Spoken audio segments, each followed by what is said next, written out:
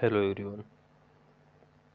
Today we start the English spoken classes and we try to speak in English for a next 15 minutes.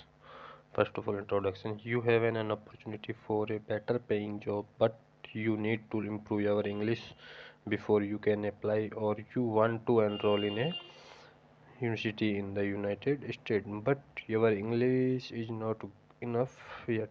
You have already taken English classes for 2 years in secondary school. Maybe you have studied more English at the university. You know English grammar and you can write, but you need to learn how to speak English. And you need to improve your spoken English very quickly. This book will tell you how to retain your mind and your tongue in order to learn fluent spoken English. With the information from this book, you can learn mm, to speak English in half of the time it normally takes. Through this book, I will emphasize spoken English. Chapter first, start now. Teaching your tongue to speak English. Explain the concept on which this is spoken English learned quickly method is built. The remaining chapters tell you how to apply that information as you learn to speak English fluently. I wish you the best for your success and you study spoken English. First of all, this chapter summary. If speech is controlled in your mind by feedback from your hearing and mouth positions as much as it is from your memory. If you want to speak fluent English, it is just as important to retain your tongue as it is to train your memory to be effective. However, you must retain your mind, tongue, and hearing at exactly the same time because they must work together when you speak English. Why have you studied English so long in school without learning to speak fluently? It is because your teachers have tried to train your mind with written exercise without retaining your tongue at the same time. You want to learn, if you want to learn speak English fluently, it will help you to understand how the human mind produce speech. However, before looking at the mechanic of speech, I want to draw an analogy from machines control because the analogy closely parallels neurological response in spoken language. First of all, one loop machine control. Wikipedia describe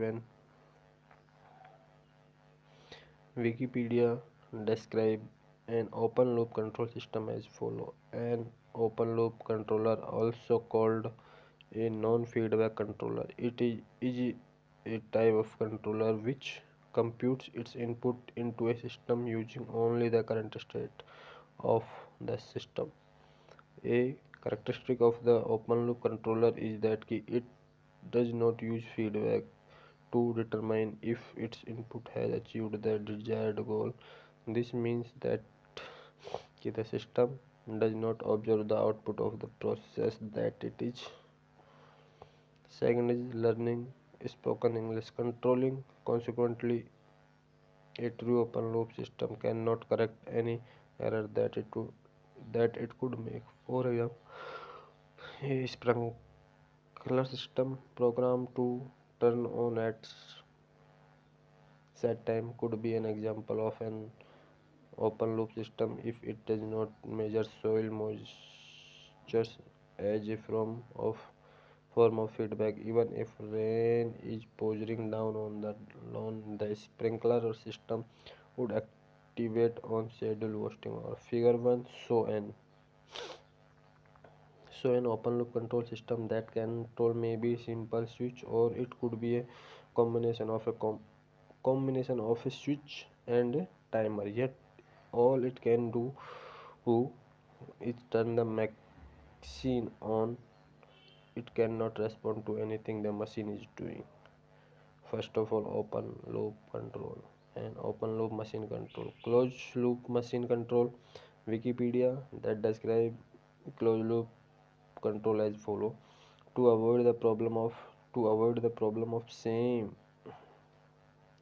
towards the problem of the open loop controller. Control theory introduced feedbacks. A control loop controller use feedback to control states or outputs of a dynamical system. Its name comes from the information path in the such system. Process inputs, example voltage applied to a motor, have an effect on the process output. Example velocity of the motor, which is measured with sensors and processed by the controller. The result is used as input to the process, closing the loop. Wikipedia definition of a closed loop system subsequently become too technical to use here. However, as Wikipedia suggests above, a sprinkler incorporating a soil moisture sensor would be a simple closed loop system. The sprinkler system would have both a time and a control valve. Either could operate independently and either could shut the water off, but both would need to be open in order for the sprinkler to operate. The arrangement is shown in figure 2. First of all, timer, valve and sprinkler, water pipe and sprinkler. If the soil is already if the soil is already moist, the sprinkler will remain off whether or not the time is open. When the moisture probe senses dry soil, the valve is opened. However, after the sprinkler is on, if the soil becomes moist enough, the valve will close even if the time is still open. Thus, the sprinkler uses feedback from on operations to control itself. Figure third, so a simple closed loop machine control. Notice that figure also show a calibration function irrespective of whether it is a soil moisture sensor on a sprinkler or a counter on a machine.